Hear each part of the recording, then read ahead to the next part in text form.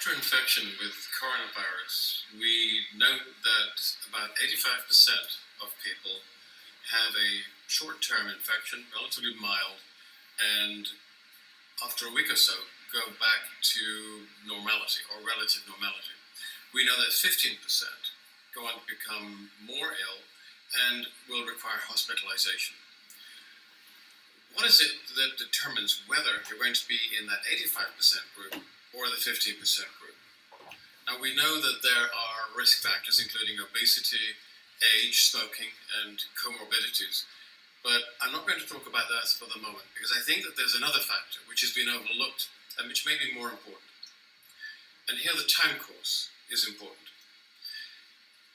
After infection, there is a period of up to 7 or 9 days during which there will be a viremia. That is, the virus is detectable in blood, in the back of the throat, and certain other tissues. And during that phase, you might have a sore throat, headaches, mild fever, a few aches and pains. And the fork in the road at this later period, at 7 to 9 days, the ones who go downhill move towards a viral pneumonia, which then becomes a mixed viral, bacterial, and finally fungal pneumonia. The time course is important, because if the critical events that determine whether you're in the 85 or the 15 group are occurring within such a short time frame, that means that it is the innate immune system that is deciding whether your immune system will get on top of the virus and you'll recover or not. Now, the innate immune system is interesting because it's very susceptible to dietary influences. So, for example, its cellular components, such as neutrophils, macrophages, can only function optimally if you have 1,3,1,6 beta-glucans in the system. The other very important component of the innate immune system is lactoperoxidase, which plays a key role in protecting the nose and throat and the respiratory tract.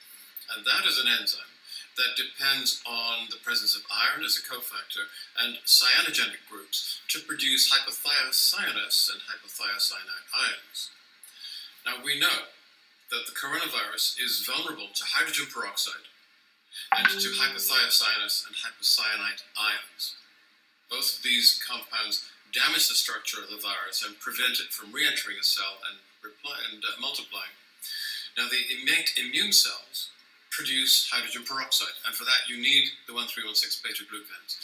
The enzyme lactoperoxidase produces the hypothiocyanous and hypothiocyanate ions, and for that you need the iron, you need the cyanogens. And we've included all of these in one single nutritional package, which is Extend. Is Extend a cure for the coronavirus? No, I don't think it is, but what I think it does do is to improve both the cellular components and the enzyme components of the innate immune system and help to push you into the 85% group that will recover, as opposed to the 15% group who will go on to require hospital care. Now, if by using this formulation we can push you into that 85% group, if by giving this to enough people we can increase the split from 85-15 to 90-10, we can cut the numbers of people who need hospitalization by a third. That would be an enormous boon. And I'm talking about compounds here that are natural, that derive from the diet, they're extremely safe and very, very suitable for public health management programs. I think this is the way forwards.